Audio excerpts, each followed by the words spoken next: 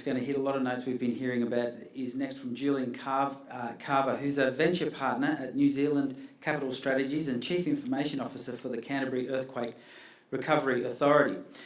He's an investor, startup mentor and technology innovator in the public and private sectors, and he led the development of 3D spatial data infrastructure for supporting the $40 billion rebuild of Christchurch.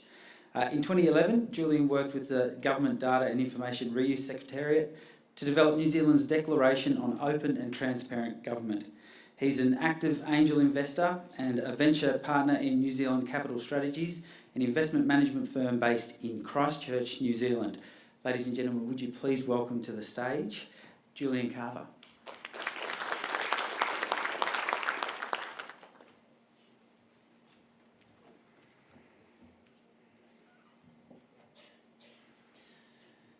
Firstly, thank you to the organisers of this conference for such an excellent event, and in particular for putting on the Youth Symposium.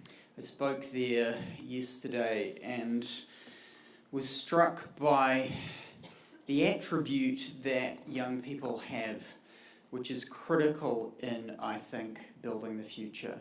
And that attribute is naivety. They have no idea that the things that they are intending to do aren't possible, and so they find a way to do them. My first job was my first business. I started a web software company in 1995. I was uniquely qualified to do that because I had a degree in English and art history and Italian language. I was lucky enough that I was naive enough to have no idea that going into business with no experience in software, graphic design or business wasn't a good plan. And so I kind of muddled through and found a way to do that. That naivety, I think, in relation to the spatial industry was part of what helped me help my city in the earthquake recovery. Having a career in IT but not very much experience in spatial, I didn't know that you weren't supposed to be able to do things or weren't supposed to do things in different ways. And so made ridiculous demands on GIS people and they kind of came through. So this is a set of stories about that experience.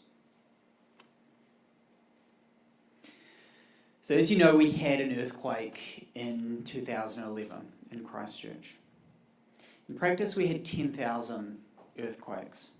Some of those we called aftershocks, 5 of them we called substantial earthquake events. The February 2011 earthquake was the most devastating. It was only 6.3 compared with the 7.0 that had happened 4 months before, but it was directly under the city. 5 metres of horizontal displacement at 2.2 G and 1.5 metres of vertical displacement, which is quite unusual. So not only was the ground shaken side to side, but it went up and down.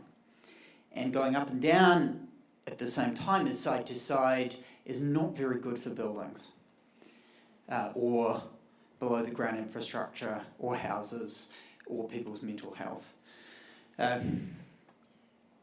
We had 2 buildings collapse.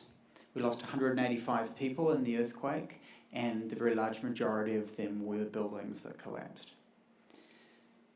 4 people were killed with rockfall on the Port Hills, and a small number by falling masonry out in the streets. What you saw on TV in that immediate aftermath was the physical heroism. The physical heroism of USAR workers from all around the world getting people out of collapsed buildings and retrieving bodies from those buildings. What you didn't see was the geospatial heroism, the IT heroism, the people behind the scenes who worked day and night to provide the data and information in order to support that decision making and that rescue effort.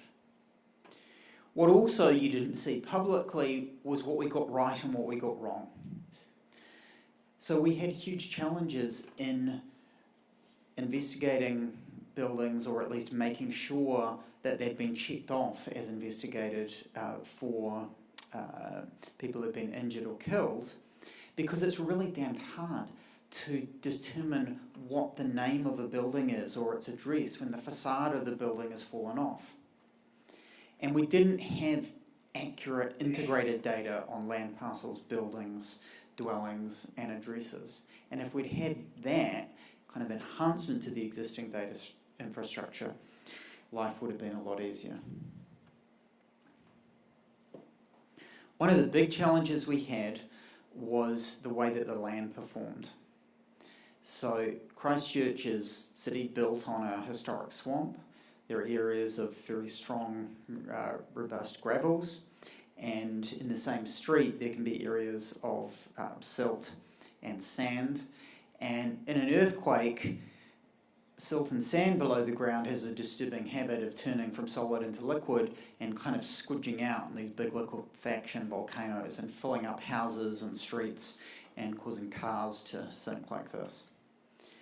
Fortunately, we had a huge army of students who, because the university was closed, shoveled 400,000 tonnes of liquefaction silt out of people's driveways and houses and gardens and out of streets. And you can see on the bottom right there the landfill, and that's all liquefaction silt. And those students were able to self-organise over social media and using digital technologies and using web mapping to determine where to go and how to help.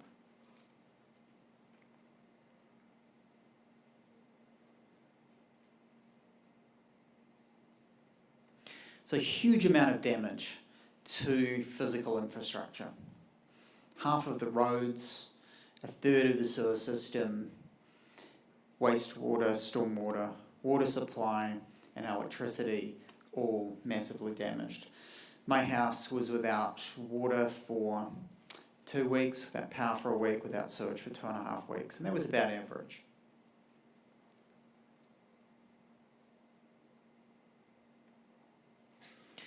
Huge damage to the built environment.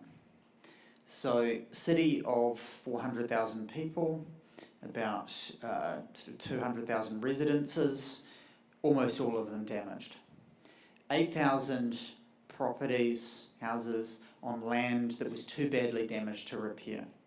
So you might be able to fix the house for $100,000, but in order to do that, you'd have to move the house off the land and spend $750,000 fixing the land in order to rebuild.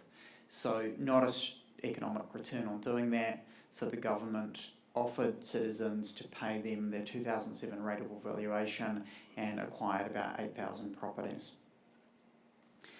3/4 of the buildings in the central city now demolished. About 80%, 1,200 commercial buildings, so 3/4. And $5 billion repair program to horizontal infrastructure. In the immediate aftermath, the official sources, the emergency response process, didn't have any web mapping capability. They didn't have any way to provide that data to citizens on what was open where. Fortunately, a group of people who are involved in disaster mapping internationally used a platform called Ushahidi, and within 3 hours had web mapping up and running and processed hundreds of thousands of tweets, text messages, social media reports and news reports, and provided interactive maps on where you could get gas and power and which roads were open and which weren't.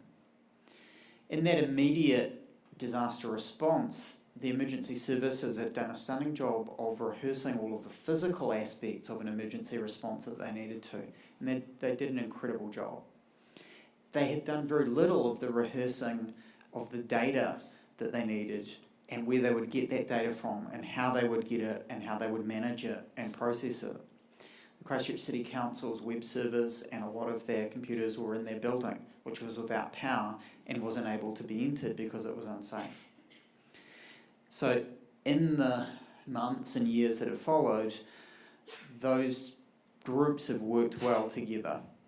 The official emergency management services and the online mapping community to work out how we can use social media and data in emergency response. And for us, that process was quite substantially facilitated by the experiences that Queensland in particular, Queensland Police and others had with use of social media and kind of pioneered that stuff.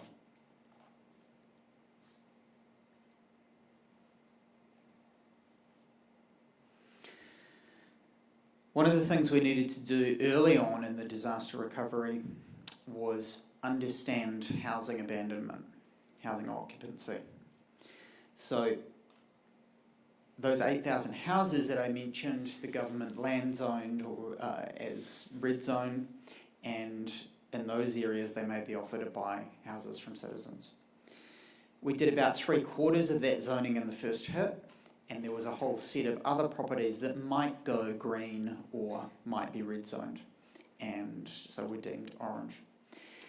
In order to inform those policy decisions, we wanted to know who was where, who was still in those houses. Normally you would undertake a census and or use other methods of manual data collection.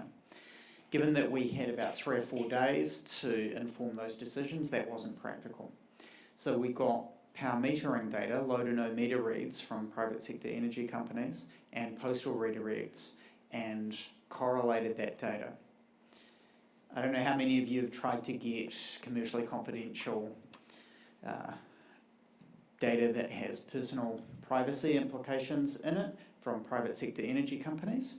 Perhaps if you did so from the previous speaker, it might have been a bit easier than it was in Christchurch, but that's normally pretty challenging to do. We had a phone conference at lunchtime. We had the legal agreement signed at 2:30. At 5 p.m, our GIS people had the data.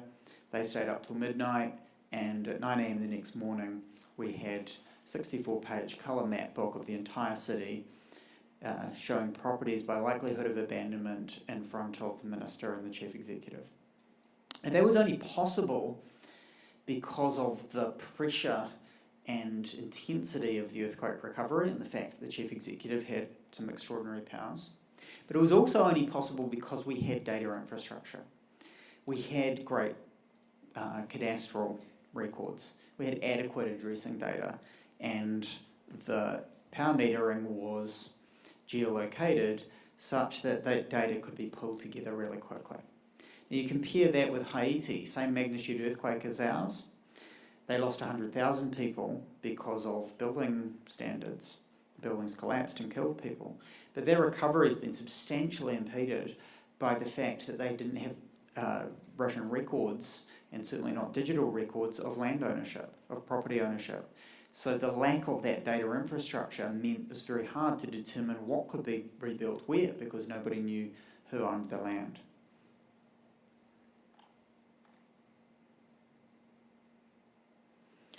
That red area is what I referred to as the red zone.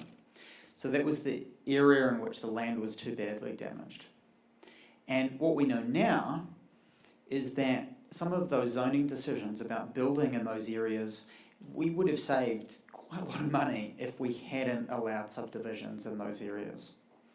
And regardless of which side you're on, the property development side or the environment court or municipal government, what we know is that if we know what we know now, back then, those decisions would have been different.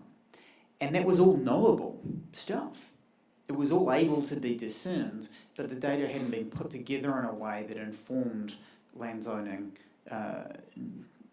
such that it informed public policy.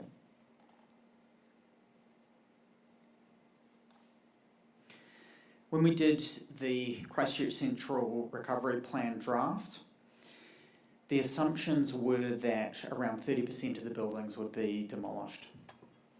In February 2012, having done a lot of work to bring together the data on building demolitions and mapping those so that we had a good forecast of what was going to be gone. The picture looked like this. So around 70% of the land area would be cleared. And this was one map that we showed to the Minister of Earthquake Recovery and overlaid with economic modelling showing what the private sector would replace within the constraints of the existing draft recovery plan, and noted that there was quite a substantial gap. And it was that process that led to 100-day sprint to master plan the redevelopment of the central city. And again, that wouldn't have been possible without the data infrastructure that allowed us to make and visualise those decisions. We also, fortunately, had full 3D city model. So a local architect had happened in his staff's downtime over the previous few years, 3D modelled the entire central city. It's about 1,500 commercial buildings using SketchUp, and it was the default layer in Google Earth. So we were able to quickly take that data and then do visualizations of what would it be like with the buildings that were going to be gone.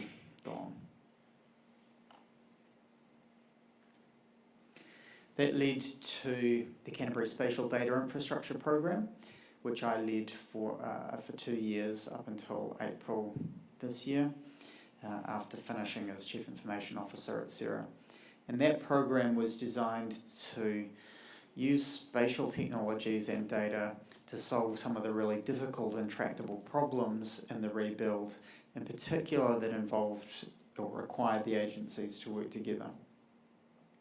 One of the big solutions that we implemented there was called the Forward Works Viewer. So in certain parts of Christchurch, you had so much work happening, horizontal infrastructure repair, building demolition, building construction, and running a central city at the same time with shops and businesses. So huge potential for things to clash and get in the way of each other. The solution, we started just with 2 data sets, the key anchor projects, vertical construction, and the horizontal infrastructure repair in the central city. We had it up and running within 6 weeks of starting the project as a prototype, but was used as a production version, and then over 18 months added data sets to it, to where now it is pretty comprehensive in terms of all of the private sector construction, utilities, and so forth. That also allowed an assessment of impact on the traffic network, and that data was used to double the amount of simultaneous road closures that were permitted while maintaining the same peak traffic flow. So we're able to use spatial data and analytics in order to double the pace of the rebuild in the central city. We also needed to be able to visualise it. This is some of the 3D models that I mentioned, and work to implement a 3D viewer that lets you move forward and back in time and see what the construction is going to look like. We still, in some areas of Christchurch, had challenges with building footprint data, so some residential areas didn't have that data. Now there's a range of different ways that you can use to get that data. You can use feature extraction or geospatial consultants to gather that data. In our case, we decided to use children. 4 weeks for the price of a couple of iPad minis as prizes. We've got 20,000 building footprints. Built-in quality, crowdsourced kind of trust mechanism that looked at the sort of quality of the right angliness and so forth, and the number that any individual kid was doing. 20,000 high-quality building footprints. Fascinating long tail of participation. So of the 20,000, 16,500 were done by one school, and of that 16,000 were done by 3 kids, including Emma here, who did about 7,000. Still have no idea whether she just outsourced that to India or another country, but either way, And she'd never considered a career in spatial. She didn't really know what it was before. And now she and a whole lot of other kids are. Another big challenge we had was trying to make sure that we could prevent vulnerable elderly people from dying because they froze to death because they were in houses that couldn't be repaired. And part of the challenge there was we didn't have high enough quality integrated address data with property and dwelling data to enable the use of addresses in place of people's names to share that data between government agencies, because privacy law prevented sharing that, the people's names. And that's something that we can get a lot better at. And obviously you've spent years and years, 4 years tidying up data set for Christchurch and getting that super accurate, and then you have another earthquake event and you go through the whole process again. So we can always get better at data infrastructure. Wellington City Council now can tell you in 2097 in one particular suburb what they are going to be spending on renewing wastewater, stormwater, water supply networks by using the same kind of data infrastructure approach to attribute and geospatially reference the state and condition of all of their infrastructure network. So we're now pulling all of that together in order to support other cities in New Zealand, in particular Auckland. Auckland needs to add 1 million people to the population, or is forecast to, over 30 years, and already has major challenges with transport, traffic and housing affordability, a bit like big cities do in Australia. So bringing together those kind of solutions and tools from CSCSI, like greening the greyfields, which have been developed in Australia, and a range of other methods, we're working to implement integrated modelling and integrated forecasting for land use and connecting those data infrastructure together with construction logistics, intelligent transport systems, and building the kind of information systems infrastructure to enable urban planning and major urban growth. And my perspective is that a disaster recovery is exactly the same context. You're dealing with exactly the same things as ongoing urban growth in peacetime in a regular city. It's just timing and pressure that are different. But the actual aspects of what you're dealing with are exactly the same. What do we put where, and how will one thing affect another? If we zone the land this particular way, or densify here, how will that affect transport? How will that affect business productivity? How will it affect retail? How would it affect education and crime and deprivation? And so we need to move towards a kind of a smart city, if you like, a sim city.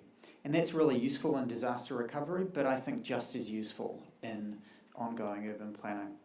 Because the things that we need to manage for disaster recovery are exactly the same things that we need to manage for resilience. And so what we learn in disasters such as the Queensland floods and Christchurch earthquakes, and the new solutions we can create, I think are applicable not just in disasters but in urban planning globally. Thank you.